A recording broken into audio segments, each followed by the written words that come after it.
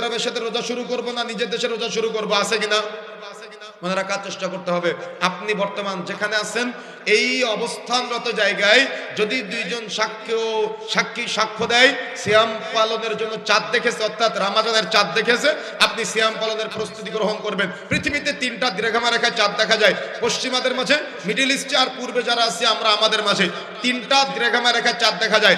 আজকে যদি হয় শাবান মাসের 11 তারিখ, মিডল ইস্টে হবে 12 তারিখ আর পশ্চিমাদের হবে 13 তারিখ। সুতরাং ঐক্য প্রতিষ্ঠা করতে গেলে পশ্চিমাদের ফলো করতে হবে, মিডল ইস্টের না। মিডল ইস্টের নামে নামকরণ করে আপনি বরং ঐক্য ঐক্য নষ্ট করে দিচ্ছেন। কথা কি বুঝতে পেরেছেন? সুতরাং যে যে ভূখণ্ডে অবস্থান করছেন, যে যে জায়গায় অবস্থান করছেন, আপনার আশপাশের যারা চাঁদ দেখবে দুইজন সাক্ষ্য দিলে আপনি ঈদের প্রস্তুতি গ্রহণ করবেন, সিয়ামের প্রস্তুতি গ্রহণ করবেন। পৃথিবীতে কখন কোথায় চাঁদ দেখা গেল তারা সেই চাঁদ দেখে আপনি সিয়াম শুরু করে দিবেন, সিয়াম ছেড়ে দিয়ে ঈদের প্রস্তুতি গ্রহণ করবেন, এটা ভ্রান্ত ধারণা, ভুল ধারণা।